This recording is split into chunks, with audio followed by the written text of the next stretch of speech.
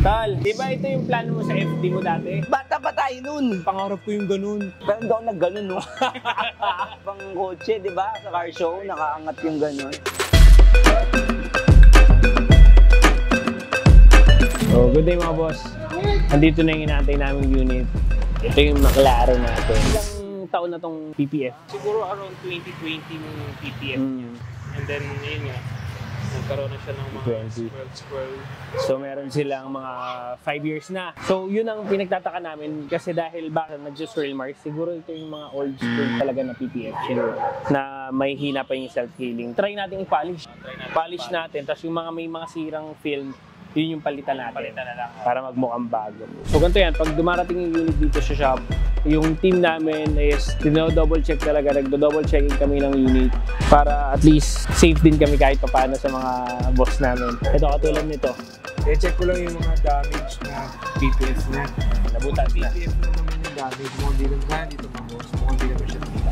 So yung mga gantong punit na, kung nakikita nyo dyan sa video dyan, papalda natin ng film to. Tapos, ang gagawin natin dito, kasi sayang naman, naka-PPF na, gagastos pa sila for removal, tapos bagong PPF na naman. Try na lang natin i-polish. So meron tayong renew. This is a Geon product pa rin. So, subukan natin yung ganda ng Geon. Siyempre, malakas yan. Tal, Yes. di ba ito yung plano mo sa FD mo dati?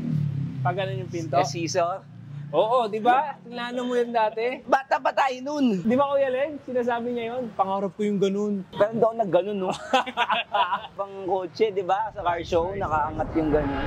Tatanggal tayo dito ng PPF natin. Napag-decide ni Bossing na we'll do ceramic coating na lang dito sa kanyang paint. So yan. Natanggal na natin yung film niyang part na yan. Tingnan nyo, kung mapapansin nyo, hindi siya ganun pag-gloss talaga. No? Pero ito talaga yung kulay niya kasi naka-carbon to, di ba? This is carbon fiber. So siguro dahil nga yung sa paint niya, ito talaga mga ganito, dapat PPF pa rin no? Kasi kung makikita nyo, butas-butas talaga yung pintura niya. Tapos ito, tingnan nyo to. Kaya tanggal pa lang natin siya, sumama na agad yung pintura niya. Kasi nakita natin dito, dahil medyo malalim yung pagkakakat nila dahil hindi siya pre-cut. So siguro malalim yung cut. So pagtanggal natin, kasama na ng film. Ano kaya ang gagawin natin dito? Tawagan natin si Boss kung ano talaga yung final. Abangan nyo kami dito sa mga gagawin natin. Samahan nyo kami, let's go.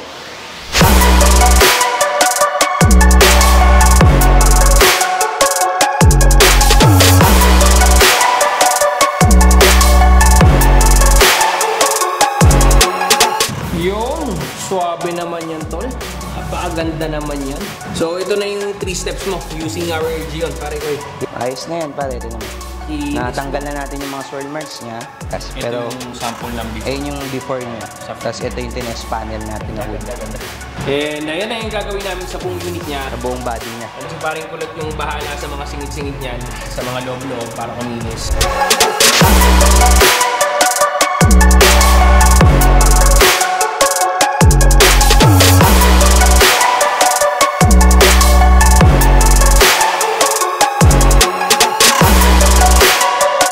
Ginagamit natin para sa ating McLaren ngayon?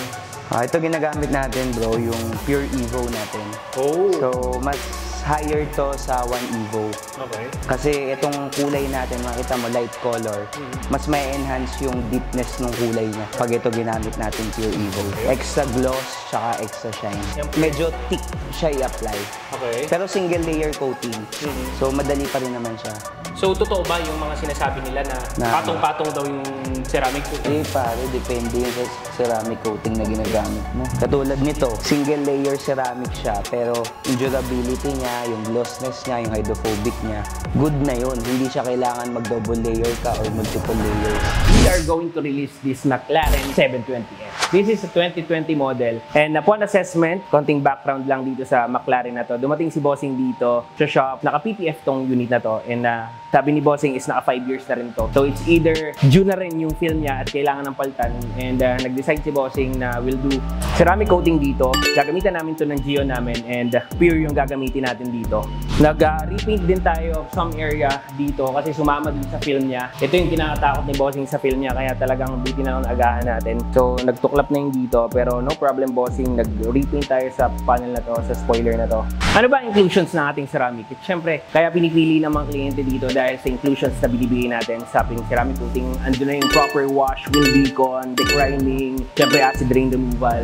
Naglagay tayo ng repel dito. After nya, nag-leather cleaning na rin tayo sa mga upuan yan. And then saka tayo naglagay ng ating leather shield. This is a coating para sa mga leathers natin. So kasama yung dashboard, upuan, sidings. So this is one step level of Evo 1 and sobrang ganda nito.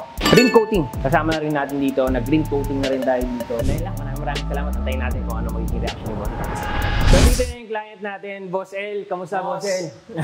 Ano masasabi mo Boss sa unit natin? Since 2020 model tong sasakyan namin, parang nagmukhang brand new ulit. Yun! Sa kanya rin yung GT3 na Tiffany, nag-iisa sa Pilipinas. Si Boss. Hindi sa akin yung Si Boss L lang malakas. Boss L lang. Thank you sa service. Satisfied naman kami sa mga gawa nila. Then marami na rin kaming napagawang mga ibang sasakyan sa kanya. Okay naman, quality.